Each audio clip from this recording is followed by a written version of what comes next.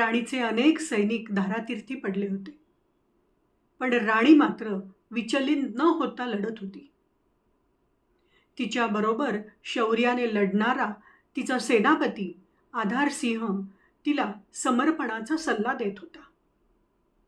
राणीसाहेब प्राणांची रक्षा करा अशी विनवणी करत होता, पण राणी मात्र अजिबात तयार नव्हती. तिला माहीत होते की या रक्तपिपासू मुस्लिमांचा तह फक्त हरमच्या अटीवर होतो.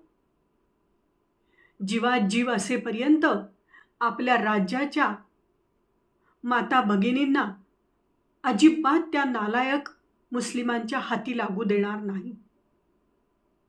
असा विचार करून ती म्हणाली, आता मागे फिरून शरणागतीचा तर प्रश्नच येत नाही.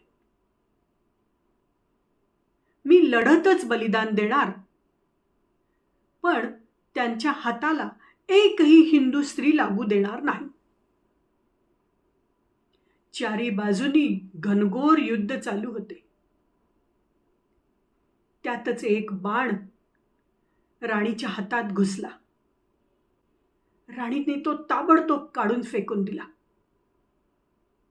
समरन हातीवरनं खाली उतरून राणी घोड्यावर बसून युद्ध करू लागली.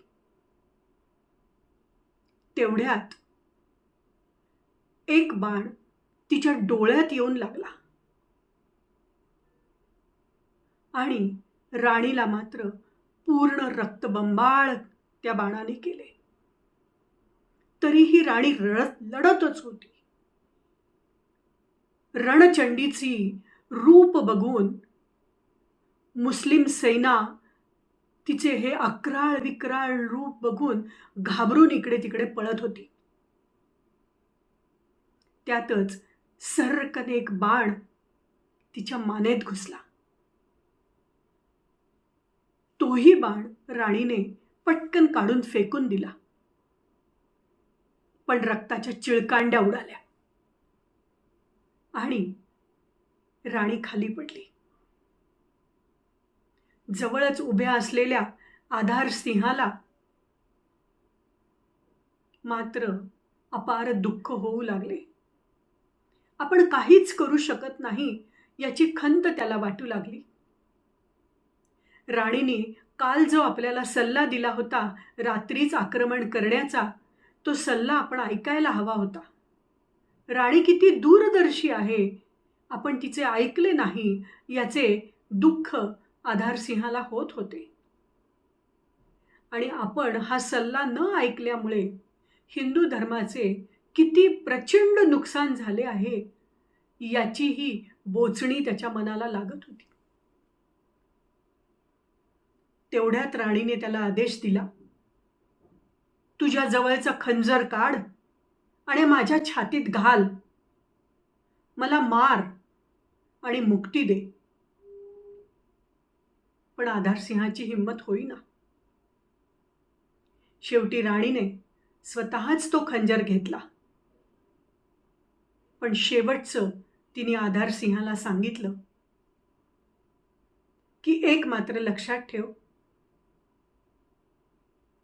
मी मृत्युमुखी पडल्यानंतर माझ्या केसालाही एकाही मुस्लिमाला हात लावू देऊ नकोस. मला कुठल्याही मुघलांनी स्पर्श करता कामा नये. आणि राणीने तो खंजर स्वतःच स्वतःच्या छातीत मारला आणि राणी तिथे पडली. समरन हाती आणि तिचा माहूत गणू या दोघांनाही खूप बाण लागले होते. समरन हातीने जणू राणीचे म्हणणे ऐकले आणि त्याला ते समजले होते. जिथे राणी पडली होती समरन तिथेच येऊन राणीच्या देहावर आडवा पडला आणि गणूही अपार दुःखाने आणि प्रचंड बाण लागल्यामुळे तिथेच निपचित पडला. ही आपली गोंड राणी आज धारातीर्थी पडली होती. हिंदू समाजाचे दुर्दैव की राणी तिथे बलिदान देऊन संपली होती.